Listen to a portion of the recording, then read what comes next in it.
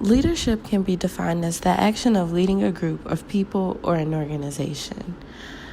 When you think of a leader, most people think of different qualities such as sincere enthusiasm, integrity, great communication skills, loyalty, or decisiveness. And these are all found as soft skills. There are different types of leadership styles, and then when you're in an organization, many people think of their effects on an employer's or an employee's productivity. I'll talk about the different types of styles, the most effective styles that I interviewed a few people on, and then the effect of an employee's productivity. Now, according to the executive committee, there are top 5 styles of leadership. You have transformational leadership, transactional leadership, servant leadership, autocratic leadership, and laissez-faire leadership. To rewind back to transformational leadership, it is to inspire staff by creating an environment of intellectual assimilation. Transactional leadership is known as establishing a clear chain of command while utilizing a carrot and stick approach to management activities. These are the top 2 styles of leadership according to the executive committee. Servant leadership falls next as third.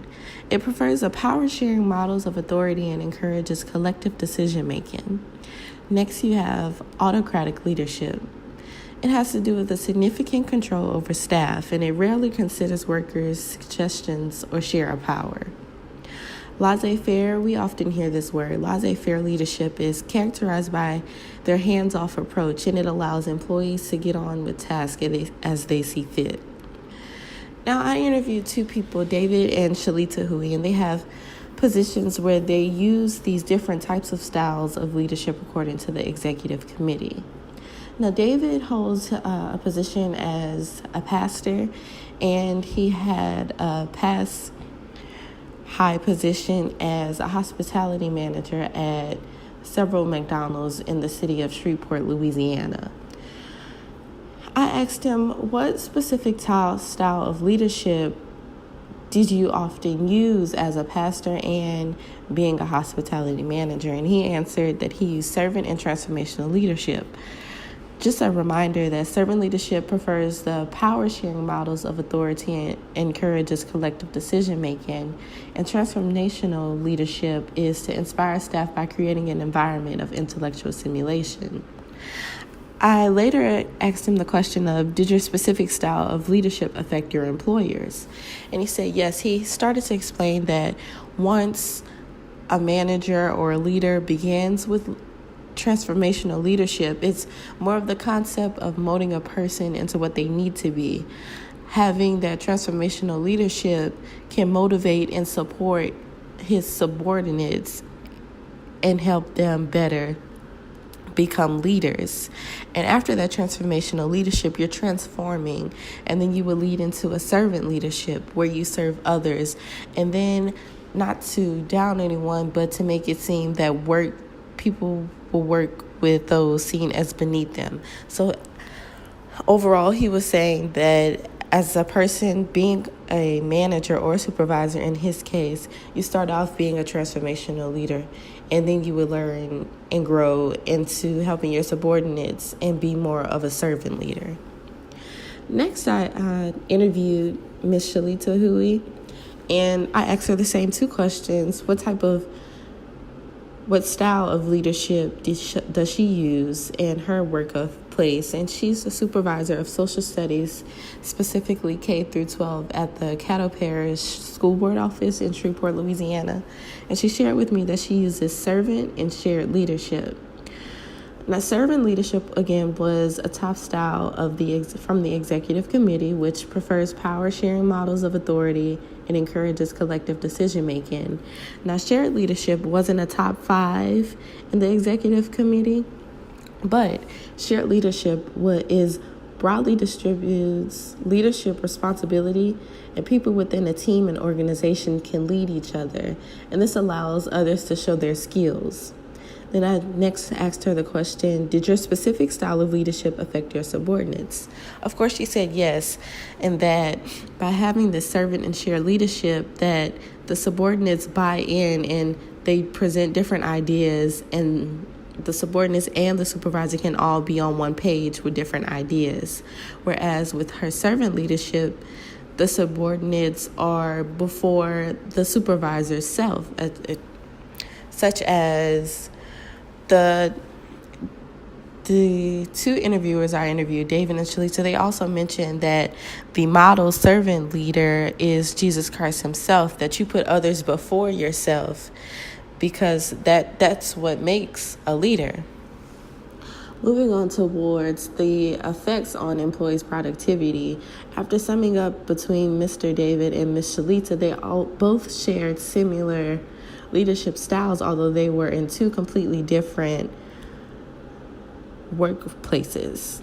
Now, the effects on employees' productivity based on, for instance, servant leadership, the two that Mr. David and Ms. Shalita had in common, affects an employee's attitude and behavior. And according to ResearchGate, it explained that the difference, I've learned this in my Principles of Management class, you have your SWOT analysis and emotional intelligence. Now, there's an author by the name of Callahan that suggests 4 C's of emotion as for emotional intelligence. And these 4 C's are context, challenges, communication, and community.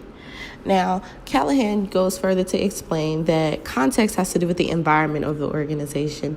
How is the organization acting as a whole? Are there employees that do not want to be there, employees that do want to be there, employees that are working harder than others, things of that nature? Then you have your challenges of a business.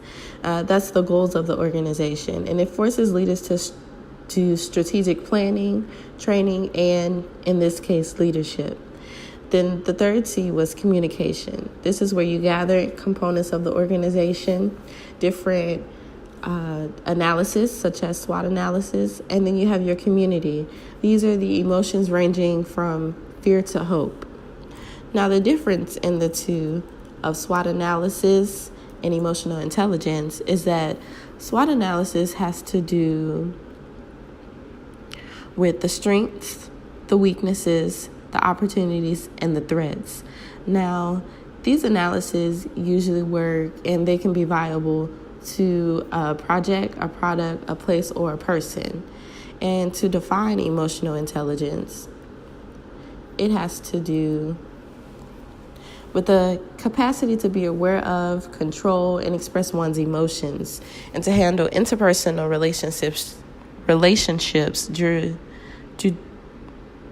judiciously and empathetically. Now, most, like I said, according to ResearchGate, most leaders use emotional intelligence. And just to sum everything up, there are different leadership styles and their effects on employee productivity. And to review those styles, you have transformational leadership, transactional leadership, servant leadership, autocratic leadership, and laissez-faire leadership. And studies show transformational and transactional leaderships are more effective. Transformational leadership, again, is to inspire staff by creating an environment of intellectual stimulation, and transactional leadership is to establish a clear chain of command while utilizing a carrot and stick approach to management activities. In different books on leadership, you have A Good to Great, Why Some Leaders Should Be Leaders, Leadership, and The 7 Habits of Highly Effective People. And I believe by reading these different books, you can be a more efficient and effective leader.